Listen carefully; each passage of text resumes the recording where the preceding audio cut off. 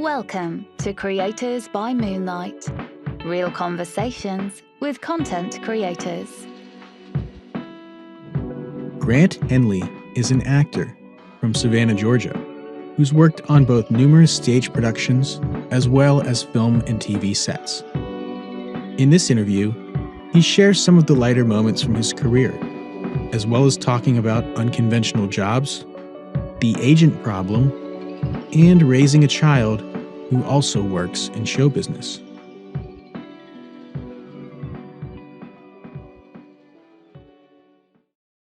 So I grew up in the Midwest in Ohio.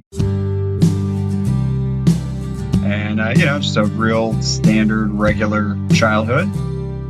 Didn't come from money or anything like that, but it wasn't a big deal. One of the standard middle-class lives that everybody aspires to, I suppose. My first interest in acting or in working on the stage, I had gone to see a performance of The Nutcracker for my birthday when I was 9 or 10, something like that.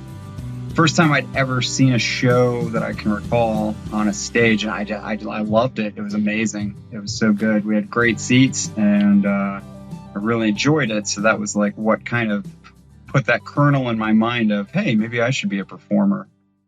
My actual first work was on the stage. I was auditioning for Arsenic and Old Lace in high school. I did the dumbest audition you can possibly imagine because I had no idea what I was doing whatsoever. I had no idea how to do a monologue, I guess. It doesn't make sense to me thinking back on it so many years later, but apparently I hadn't developed that skill yet. So what I did for the audition was basically took a Fisher-Price kids telephone up on stage and improv some sort of crazy scene that I was coming up with while I was on stage. Something to do with wanting to play baseball, because I was also like talking on the phone and trying to play catch with myself and trying to have this phone conversation all at the same time. And it was just getting bigger and crazier as I was trying to, catch the ball, keep the phone going, move around on this stage. And I have no idea what I was doing. I don't know what anybody saw in that.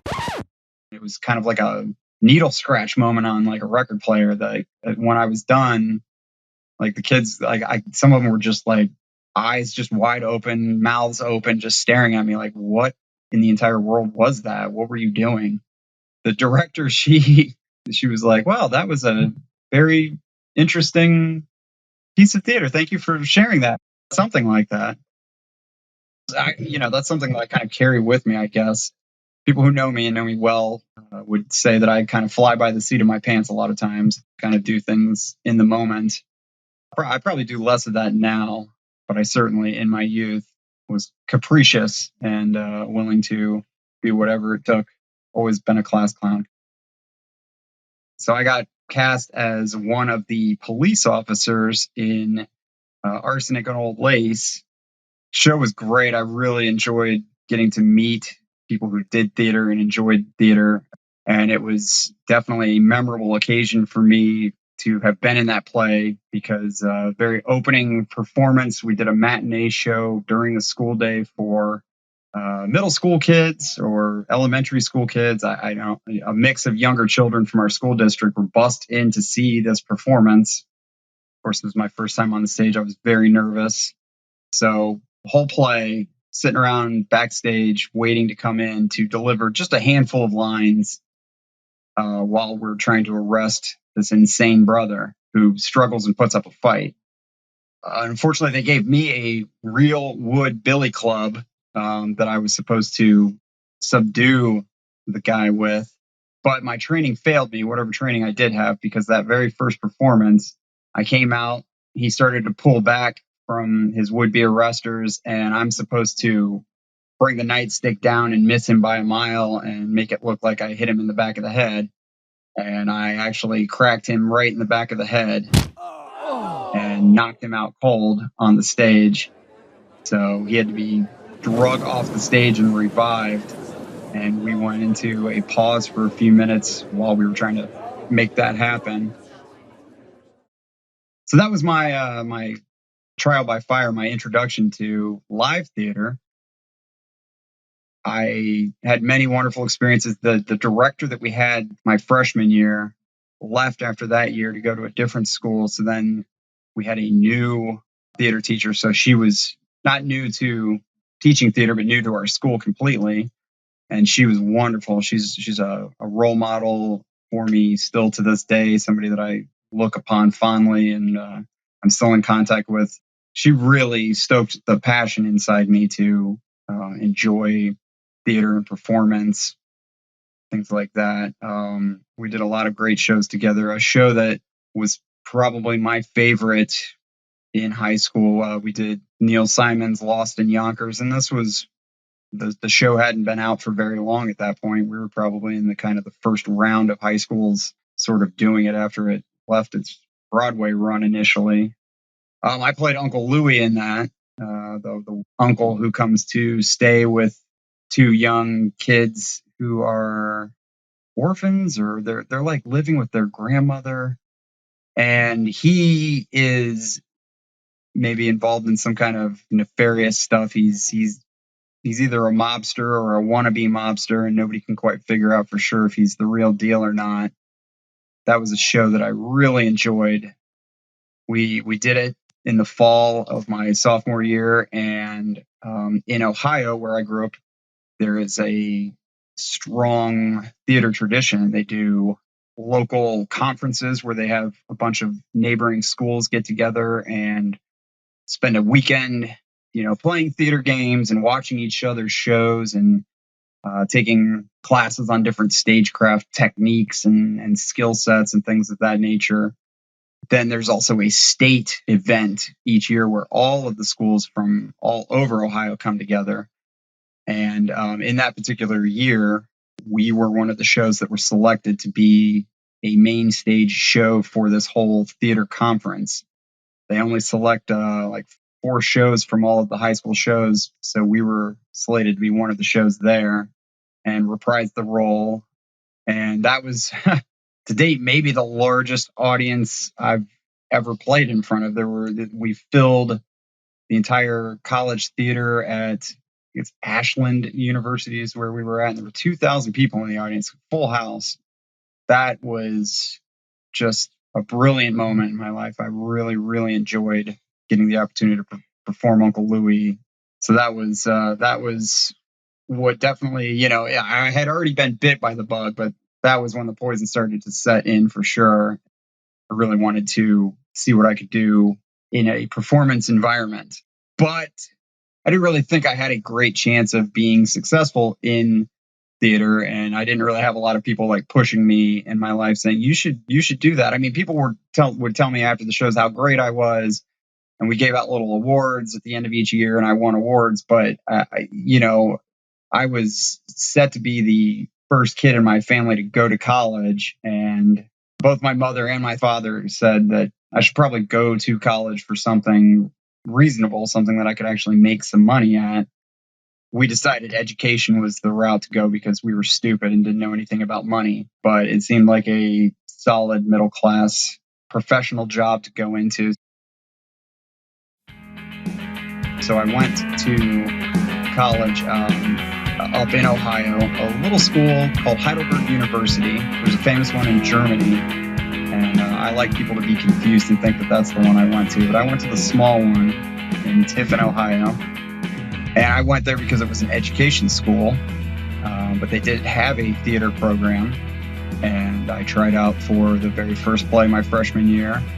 And again, that didn't seem like the kind of thing that worked out for very many people very often. But not only was I in that show, which was Dr. Jekyll and Mr. Hyde, but I also had many parts within it because they wanted to keep the cast small and have several people playing multiple parts. So I ended up playing 4 of the smaller parts within that play. While we were in rehearsals for that play, I decided to drop my education major and switch to theater. It was good that I was 2 hours away from home because my family did not really approve that, but they couldn't really do anything about it either, I guess.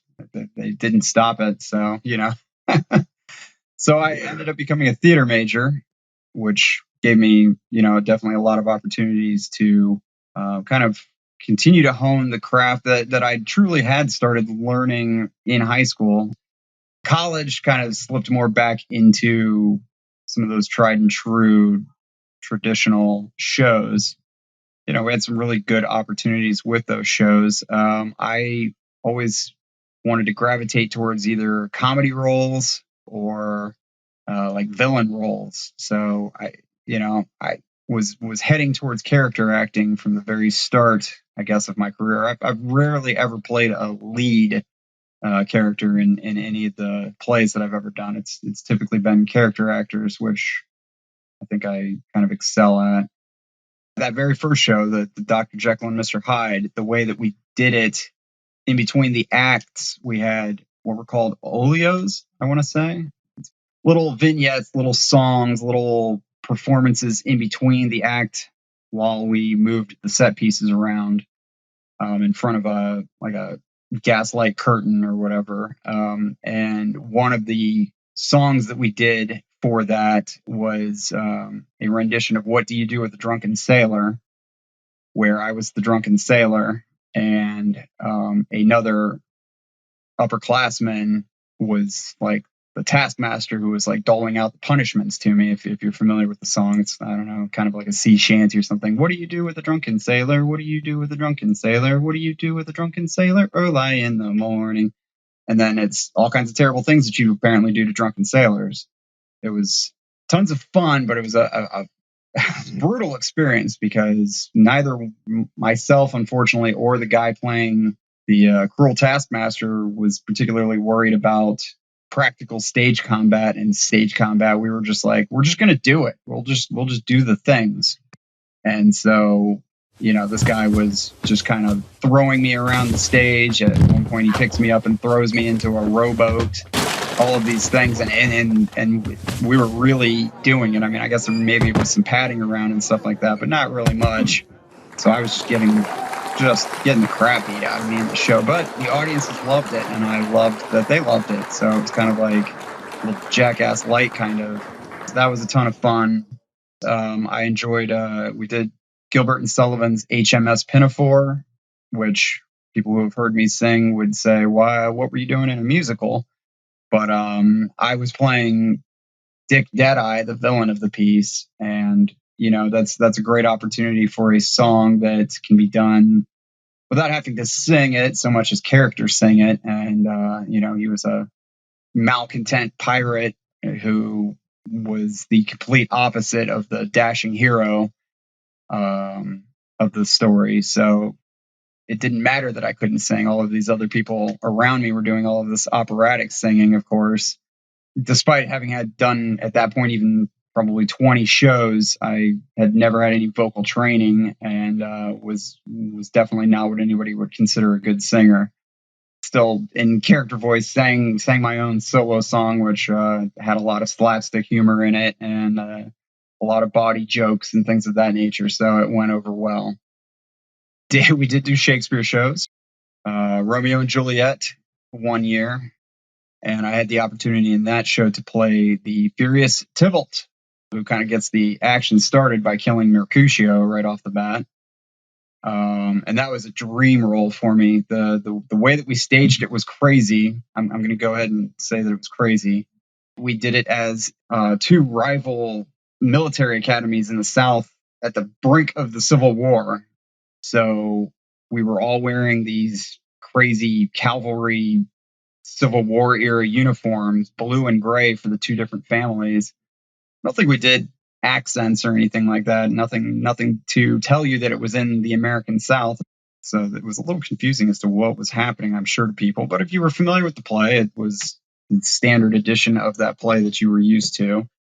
Although, if I can tell a story about my youthful debauchery, it was also the 150th anniversary of the college. So it was supposed to be a big deal thing, and tons of alumni came back for that show or for that run of shows. And so we had all kinds of alumni coming back who wanted to party and have a good time. And prior to curtain opening for that show, several of the cast members who were also in my fraternity with me, we decided to get kind of sloshed before the show, which I wouldn't recommend. We I don't remember what we drank, but it was a lot. The show just started to veer out of control pretty quickly, as you might expect. The thing I remember most was that the choreography that we'd spent so much time on in these sword fights, and we had these realistic little rapiers. I mean, thankfully they didn't have an edge to them or anything, but they were actual metal swords, and we were going just hog wild, attacking each other in the what should have been staged choreography. People in the audience for the show were also people who had been part of the pregame activities, and one of the Pledge brothers from my class was in the audience and screamed out right in the middle of that fight that we were having on stage for me to cut his head off, and it emboldened me to just completely drop the stage combat technique that we'd worked out and just attack him. He was basically fighting for his actual life as that fight went on. But, everybody was fine afterwards. I don't think anybody was too offended by that. People in the audience were probably offended at Peanut Gallery for chiming in on the show, but all of us who were involved with the show thought it was a great laugh after it was all over, and we really enjoyed ourselves. So that was kind of my college career in a nutshell. So coming up on the end of college, thinking about my future, it was interesting in college because I'm old enough that I was in college right around the turn of the millennium. And what was happening at that time was people who were graduating right before me, who were smart enough to get computer science degrees, were going out and getting six-figure salaries for startup.com companies like pets.com and a whole bunch of other .coms that don't exist today whatsoever. That was a very exciting prospect. The thought that you could just get out of college and go make a ton of money was amazing. But of course, as somebody who was getting a theater degree, I wasn't really swimming in that lane. But a lot of optimism. I was really hopeful that I was going to be able to just go somewhere and make something happen. And of course, if you want to work in theater, the place to be is probably New York, I would say. Chicago's great, and there's a scene in numerous other cities across this country. But if you really want to work on the stage, you want to be in New York.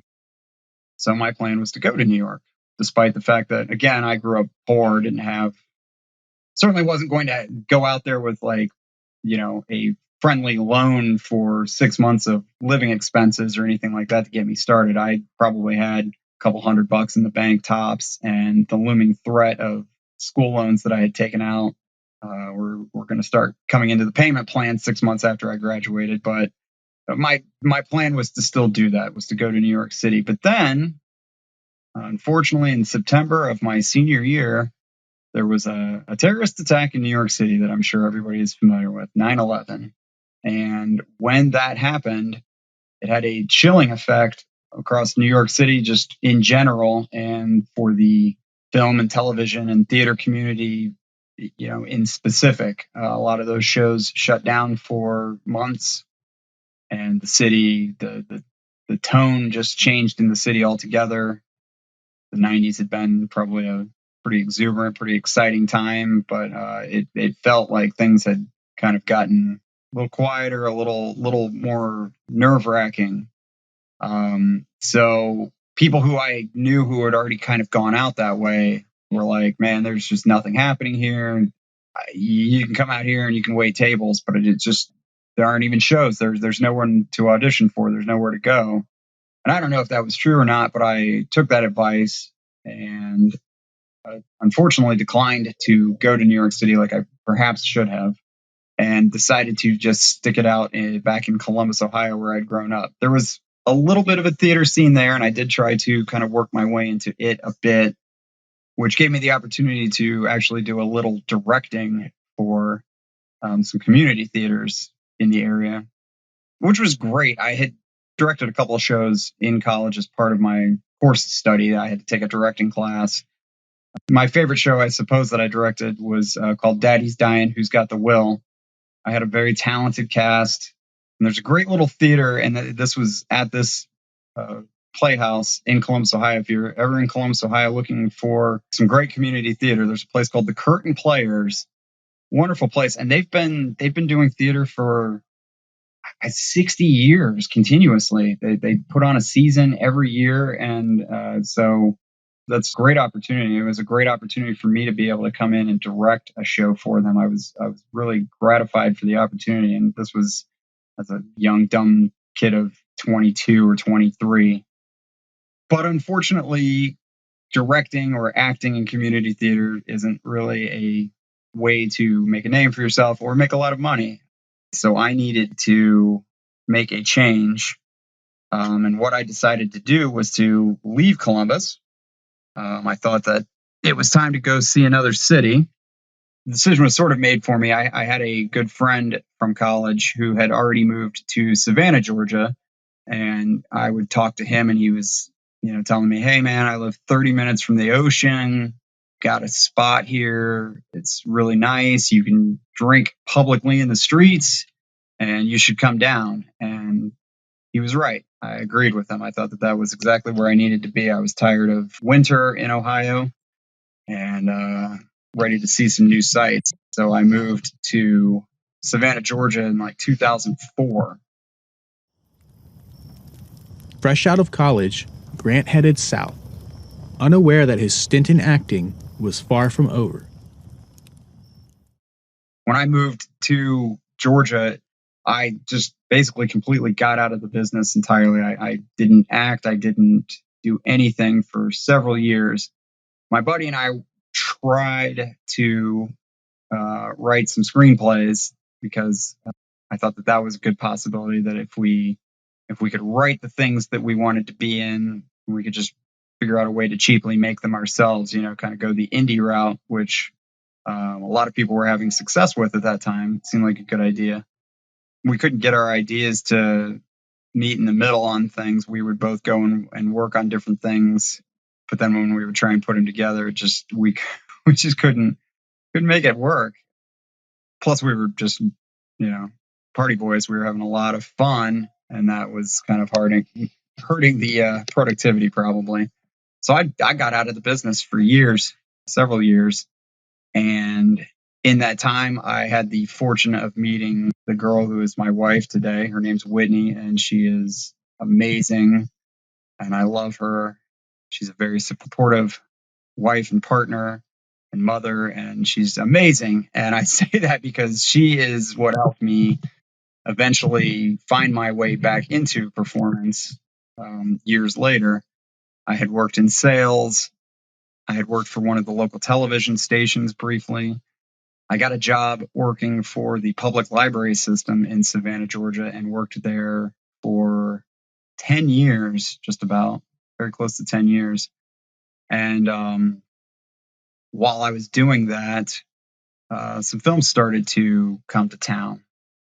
I'd considered film from like screenwriting perspective and things like that. But I guess I thought that there was just no way to make a film if you weren't in LA or New York.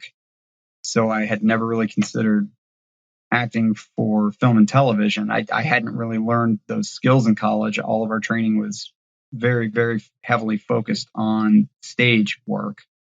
But in 2009, a movie came to town directed by Robert Redford. It was called The Conspirator, which was a very interesting story. If you're familiar with the assassination of Abraham Lincoln, there were numerous people who were involved with it. John Wilkes Booth is the guy who actually pulled the trigger, but there were other people who were in his orbit. And so Robert Redford wanted to tell the story of a woman named Mary Surratt, who had a lodging house where a lot of these conspirators were meeting to discuss their plans for this violent overthrow of the government. Whether or not she was actually one of the co-conspirators of that has been a mystery ever since it happened. But the federal government convicted her in a quick little sham trial, along with all of the other conspirators that they rounded up after the assassination. And she was the first woman to be executed by the federal government in our nation's history. They did an open casting call for that movie at the local mall in Savannah, and I decided to go to it. I mocked up some stupid little headshot for myself and listed my collegiate theater background, and took it up there, and got a small part in the movie as one of the actors in the play that Abraham Lincoln is watching when he gets assassinated. So I played Lord Dundreary in Our American Cousin, which was what that show was called, the show that he was watching. And that was great. It was an amazing opportunity. It was 3 days of work on it. We actually rehearsed some of the scenes that were in that play. None of it ended up making the final cut. I'm in the movie, but I have no lines. I have no dialogue, nothing like that. But it was a beautiful little movie. Didn't really catch fire. Didn't make its money back, unfortunately. But it was a great opportunity. I had to wear these crazy mutton chops that they glued onto my face and a wig, and they caked all of this horrible makeup on my face, which was, the way that they did things back then. But the attention to detail in this period piece was top notch and phenomenal. And that was another one of those pivotal moments, one of those eye-opening moments where I said to myself, wow, film and television is very, very cool. That is an exciting medium. I probably should consider doing more of that. And since then, I don't know how many shows now, probably 20 or 30. Small parts, always little background things, but very enjoyable. I followed up Conspirator with X-Men First Class, which filmed in the Brunswick area down on the coast. Brunswick stood in for the beaches of Havana, where the plane crashes. So I had an opportunity to work on that, and that was great. Definitely had some interesting experiences. Very early on when I started working in film and television. And again, I don't know. I think back on it now, and I'm just not sure if I was really that dumb or if I was just playing dumb. But they encouraged those of us who were doing background work, which is what a lot of what I have done is. They encourage you to not talk to the actual stars, the actual talent, to stay away from them. Unless they engage you, unless they want to have a conversation with you, then I guess feel free to, but don't bother them. They're busy and you're nobody. That's fine. I get that. But I do remember they did a movie here in town in Savannah called Savannah. The lead in that movie is Jim Caviezel, who most people probably remember from The Passion of the Christ. And in between takes on a scene, they had let a few of us kind of get out of this tight, stuffy room. We were in this like little dining room area where he was being served a meal, and I was actually the waiter at their table.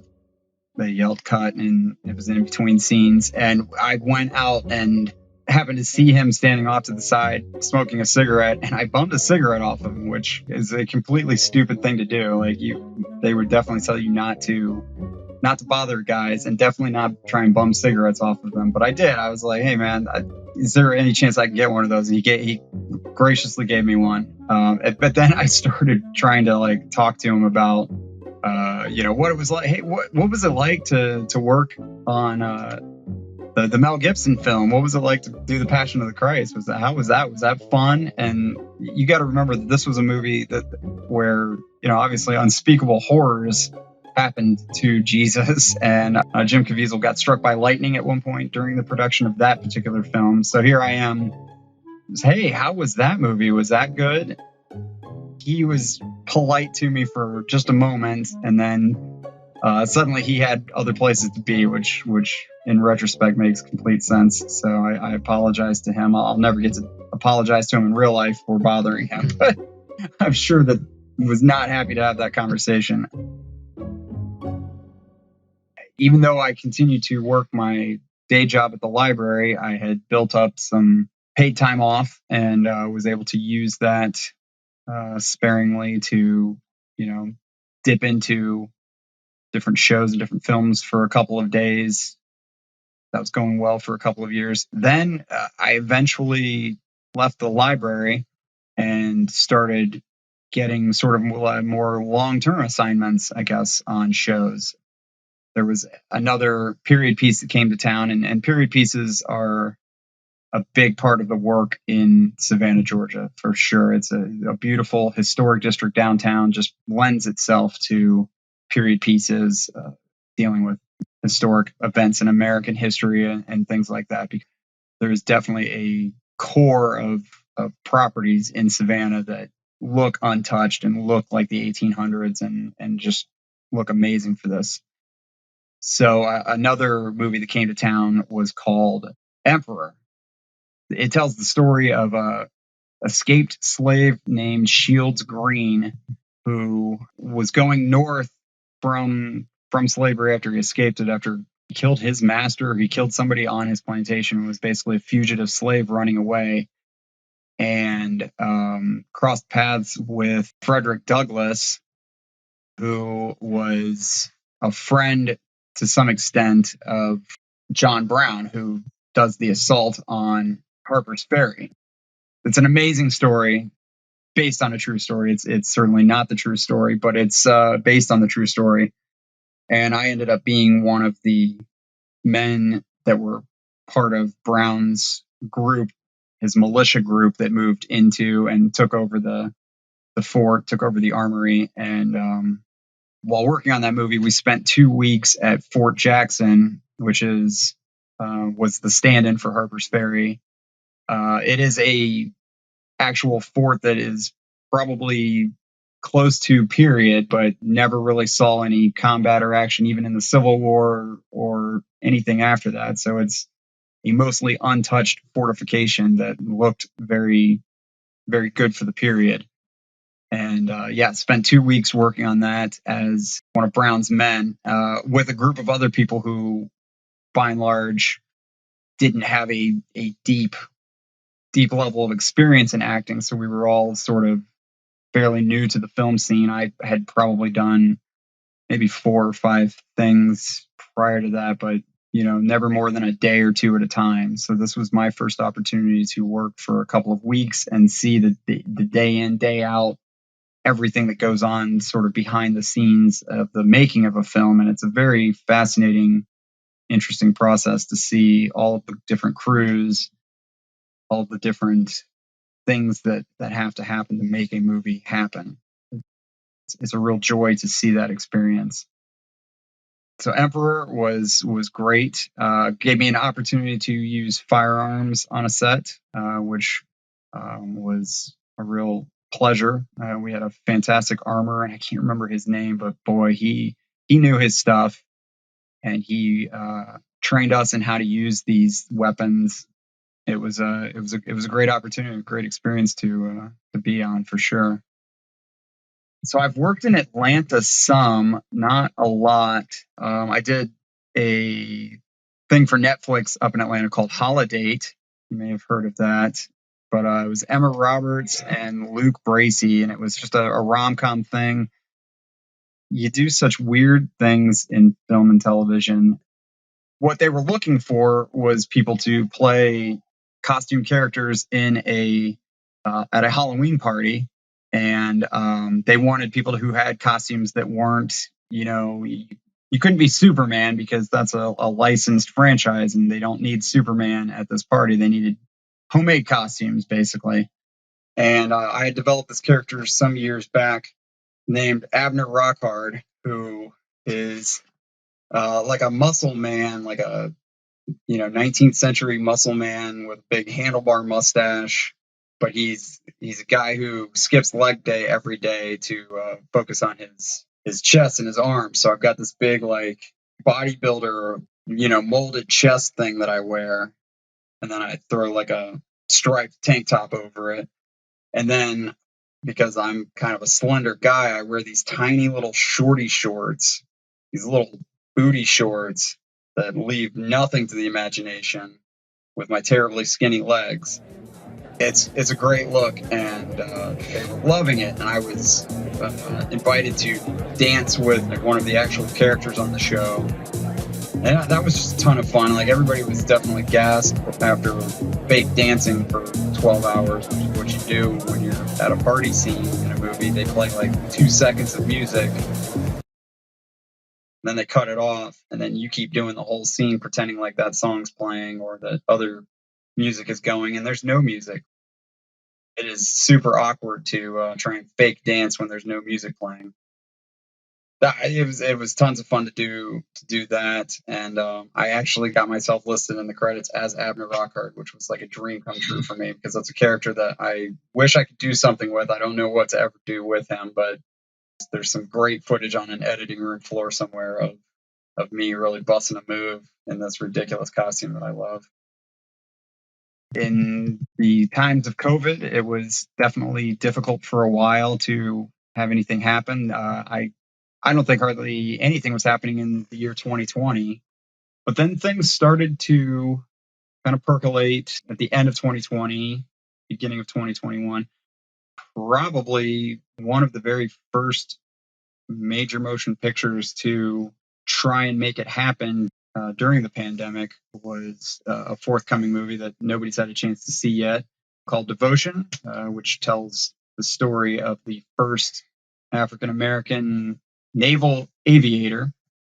Tells the story of how he dealt with everything that a person in his position would have to deal with during the backdrop of the Korean War. And I won't go into that movie too much. It hasn't come out yet, but that was another fantastic opportunity. That probably is my longest stint on any project that I've ever worked on. That was January to April of 2021. Most days of that, I literally worked on that for months. I got to play one of the pilots in the squadron with the lead. His name's Jesse Brown. He's played by Jonathan Majors. And being in the squadron with him gave me an opportunity to rub elbows with Glenn Powell and Joe Jonas and a number of other great actors. So that was a wonderful opportunity, and one that I really enjoyed. I can't wait to see when that movie comes out and see what it looks like. I hope that it looks as good on the big screen as it felt like it might be when we were making it. One of the perks of Grant's many acting gigs is the ability to work side by side with someone very important to him. I've been blessed with the opportunity to work with my daughter a few times. I'm going to plug her right here because I think that's what you're supposed to do in Hollywood. Her name on IMDb, Emerson Henley. And we've worked together on a few shows. Probably the best thing that you can see the two of us in is an episode of a show that was on the Travel Channel, but it's called Famously Afraid. And the conceit of that show is that there are Hollywood celebrities who have seen ghosts or seen UFOs, or it runs the gamut of seen things or been in weird situations in haunted houses and things like that. I played Howie Mandel in an episode dealing with Howie Mandel in the 80s when he was working on Saint Elsewhere, or whatever the medical show he was, the sort of the ER of the 80s. So I played Howie, and Emerson at that age, she was like 4 or 5. She played Howie's young daughter, and they supposedly had rented or bought this house in California while he was working, and there was this creepy man, this ghost who was in the house, and the nanny for the kid saw the ghost and quit the job, and Howie and his wife didn't exactly believe it, but like the girl keeps waking up in the night and she keeps screaming things like the man. That was fun getting to play opposite my daughter and actually like play, father daughter with her. We had to go to Knoxville, Tennessee to do that because that's where they make those things. If you're in the Knoxville, Tennessee area and you want to work for Oxygen or you want to work for True Crime or some of those networks, that's where they do all of that at. That is a factory town of 30-minute television. And so we went up there and did an episode for that. And I enjoy the idea of my daughter working. She's gotten a little bit of work. She's done some commercials. She's done, some background stuff. She's had some amazing auditions for very serious parts on shows that are in production right now. But it is fraught with concern for the parent who loves their children. I guess I don't know. I guess there are stage moms out there who just like push their kids out and don't care what the opportunities are, and don't care what the pitfalls are. But it's a balancing act. It's tough to see your children working in the profession if you yourself have worked in the profession and you know how the profession treats its employees, which isn't always great. Spoiler alert. Now there are some rules and some laws that would theoretically prevent kids from working too many hours a day on sets, and would guarantee them, a minimum level of comfort while they're working. But it can be tough, on that Famously Afraid set. I mean, we worked, it was almost 12 hours the day that we worked, and we didn't even start till noon. So, I mean, she was up till almost midnight that night. But as a one-day thing, I guess it's not that big of a deal. But it makes me nervous about her if she were to get a real part, about how we would have to manage her career to keep her from working too many hours and working unsafe conditions or anything like that. The very first thing that she ever did was for a show, and I guess I won't name this show because she was on set way too long that day again, and the conditions were terrible. They were keeping several children just in a pop-up tent at a closed down, like an aquatic center, but not like a theme park, like a water park. There you go, water park. And it was October, so it was off season for this water park, but it was supposed to be, summertime. It had been cold for several days in a row, so everybody who was pretending to be at this water park had been dealing with being in bathing suits and in freezing conditions, trying to look like they were having a good time. But because we were filming this kind of, in the fall, some days in Savannah it's cold, some days it's hot. The day that we were actually filming, the temperature had soared like 20, 30 degrees from one day to the next, and it was like in the mid 80s. And they were completely wrongly prepared for what people were going to need. I think they probably had coats and blankets and hand warmers and things like that. What they didn't have was really air conditioning or fans or anything like that. So then everybody was just sweltering and dying in this 80-degree weather, trying to pretend like they were having a good time at this water park.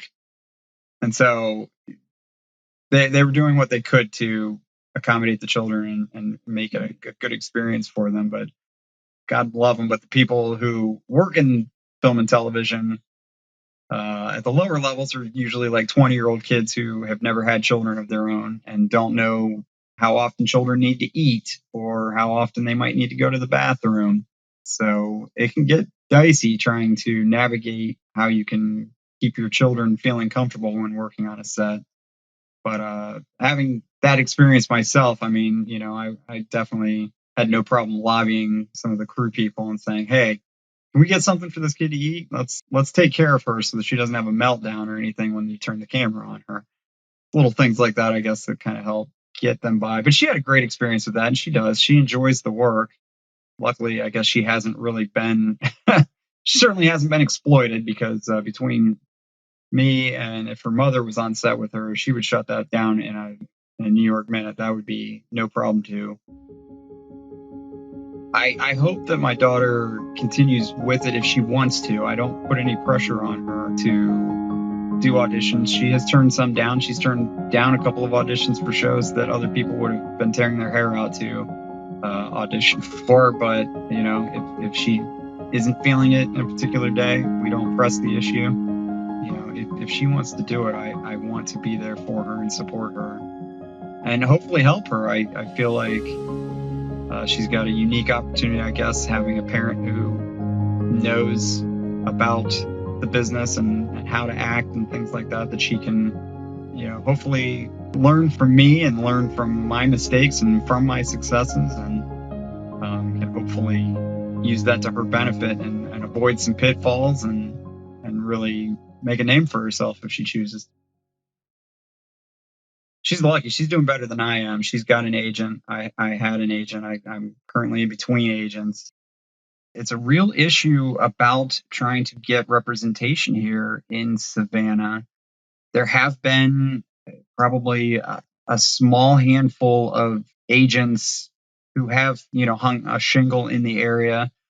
I was with one of them in 2019, but then that agency basically folded up in 2020 when everything went on pause.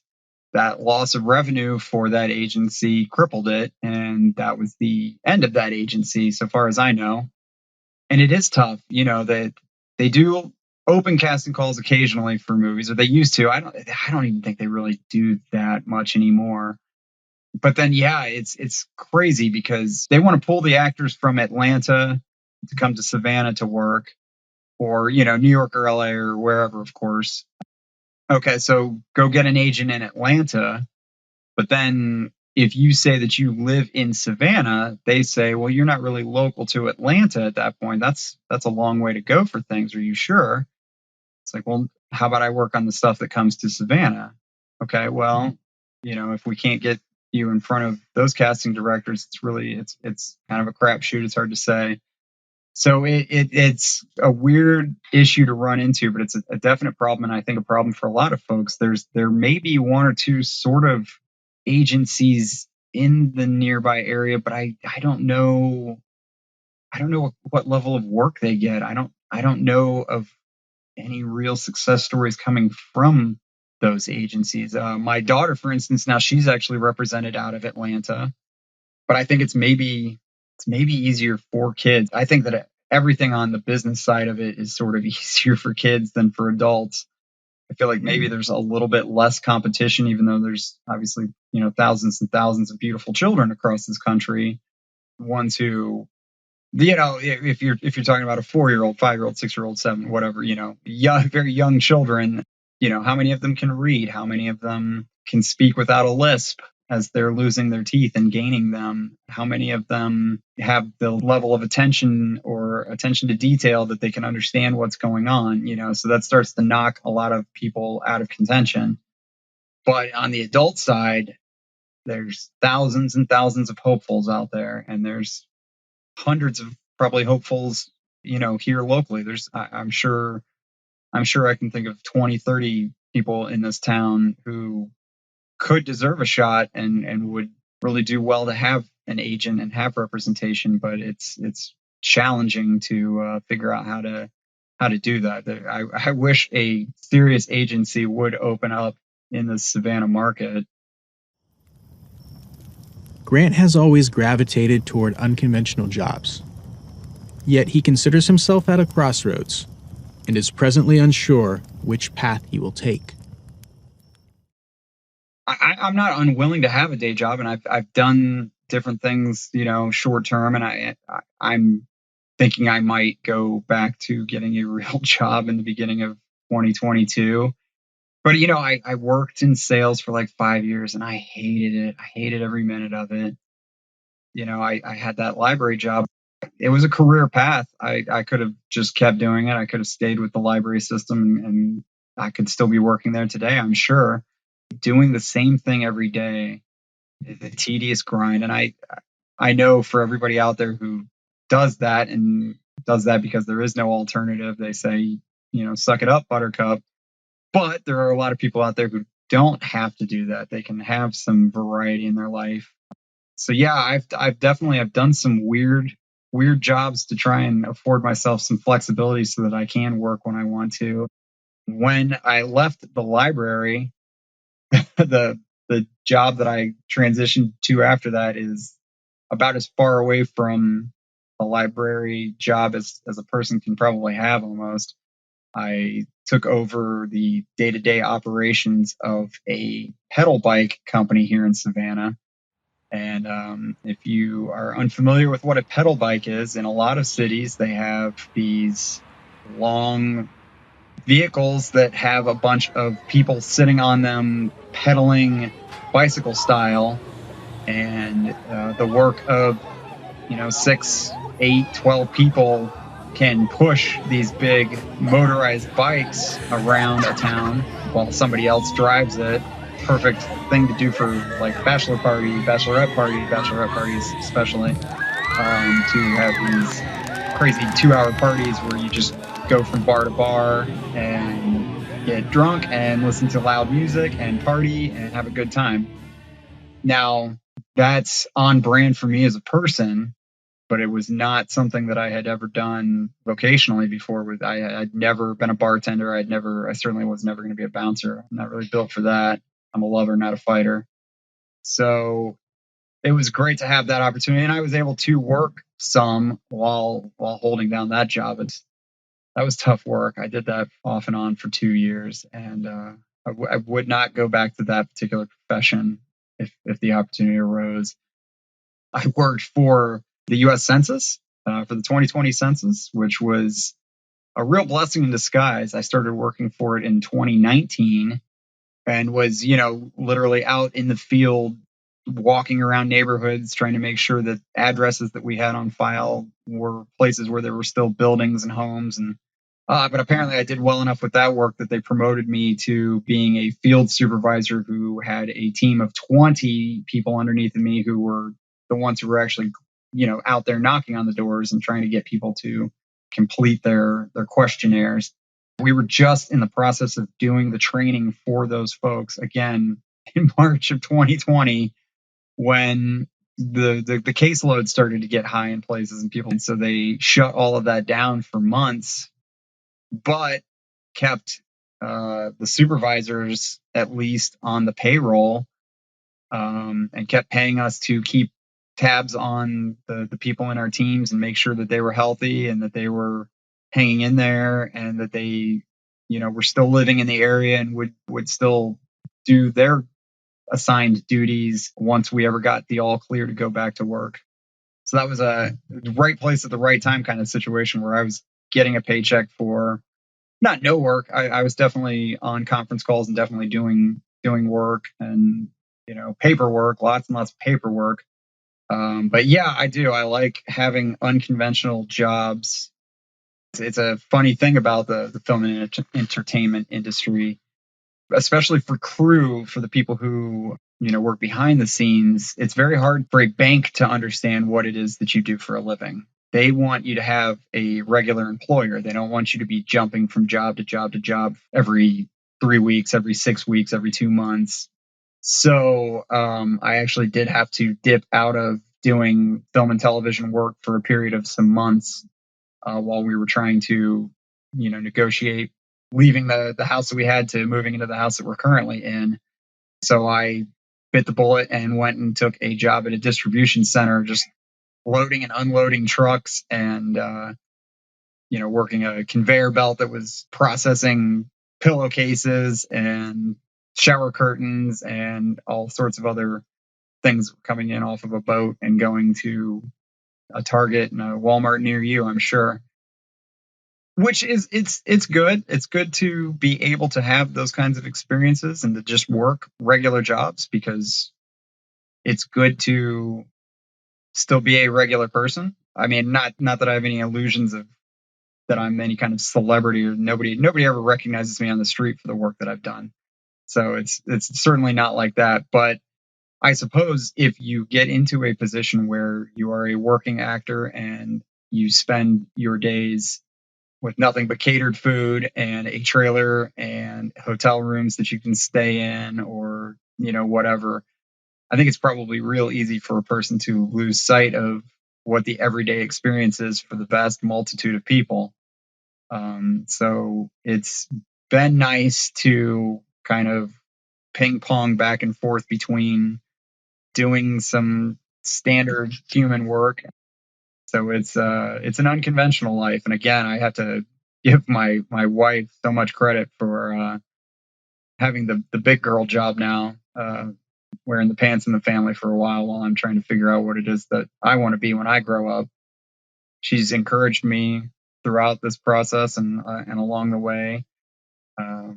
We recognize the economics of it sometimes, and I'm completely willing to say, yeah, maybe I need to get a paycheck every week and go and do that when needed. And then when things are good and where we want them to be, I can kind of let my foot off the accelerator and then dip into these creative endeavors. And I hope to continue to do that. But yeah, I'm at a point where I'm not sure what the future holds, whether I'm considering maybe looking at doing crew work more full time. I've got some friends locally in the IATSE.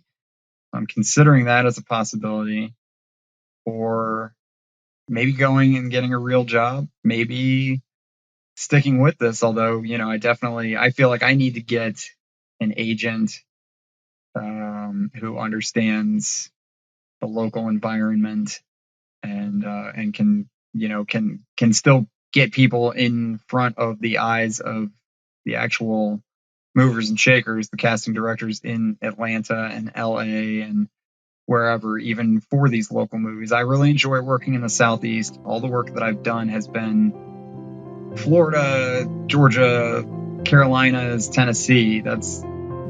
Not that I wouldn't want to travel and see the world if a great opportunity came up, and if one did, I would take it. But, for just doing commercials and little one-day things and 1 week here and there and whatever, it's nice to be closer to home and be able to come home when I can. I like the fact that most nights of most weeks I can either take my daughter to school, or if I have to be in before she goes to school, hopefully I'm home by the time she is home for the night and have dinner with my family. And so that would be something that would be tough if the stars did align and something came up. There would be that period of some time, I'm sure, where I would be on the road a lot and I wouldn't be home and I wouldn't be with my family. Or, I don't know, my family would have to drop everything and come with me, which I wouldn't really want for them to do. I wouldn't want to pull my daughter out of school for, no reason, no good reason, I guess, just to be available to hang out with me when I'm not working or something. So it's a constant struggle of trying to decide what tomorrow is going to bring. For a guy who flies by the seat of their pants, that's the life, and that's I'm comfortable with it in a way that I'm sure that a lot of people wouldn't be. I'm sure a lot of people do not want to walk on the tightrope without a safety net. But for me, it's sort of working. For young people, my advice would be watch a bunch of movies. Like if you want to do film and television, watch a bunch of movies and older movies. Don't just watch things that are coming out right now, because the movie industry is kind of dreadful right now. There's fantastic stuff out there. Honestly, television has a lot of great stuff. I feel like movies are in a tough spot right now. There's just, there's the superhero movies and the big franchises and the big intellectual properties like that. But then there's just so many other kinds of movies that can be made, and they are being made on shoestring budgets all over the place, but it's so hard to figure out how to find them and how to connect with them or connect them to an audience. But if you're 20 years old and you have never seen a black and white movie in your life, you should find some. You should pick a few of them out and you should watch them, just so that you can get an understanding of the totality of the craft of filmmaking. I would say start when you're young. Start when you're, if you're already old, it's too late for that advice. But, I think it probably gets harder for most people to try and figure out how to make it happen. The years go by when you're not tied down by the demands of, family and things of that nature. It's a lot easier to sleep in your car or do whatever crazy things are asked of you to help you kind of build character and to build a reputation for yourself. People treat each other wonderfully and terribly at the same time on film and television sets. So you have to have a bit of a thick skin. And I think that for a lot of people, as they get older, it would be hard to be accepting of getting yelled at in front of 30 other people because you're maybe doing something wrong and you've been doing it wrong for a while. If that's something that would be hard for a person to put up with, film and television is probably not a great vocation. Definitely, for people I see who do crew work and, are working sometimes and not working sometimes, budget that money, make that money last. Don't spend it all while you're in the good times. If there's a break between shows, you might get hungry or you might get tempted to, go take that day job somewhere. And I think it can get real easy for people who take those day jobs to get comfortable with them and stay at them and not come back, which is fine. But if you want to try and have a career, you probably have to have one burner of the stove of your life constantly on and focused on it, even if you have other things going on. And it's a juggling act. You have to figure out how to juggle all of those things. If you turn that burner off, it may not turn back on. So you have to be careful to think about if you're willing to walk away from it, will it be there if you decide to come back? And the answer may be yes, and maybe no. Thanks for listening to Creators by Moonlight. Email the show at creatorsbymoonlight@gmail.com and follow the show on social @Creators by Moonlight.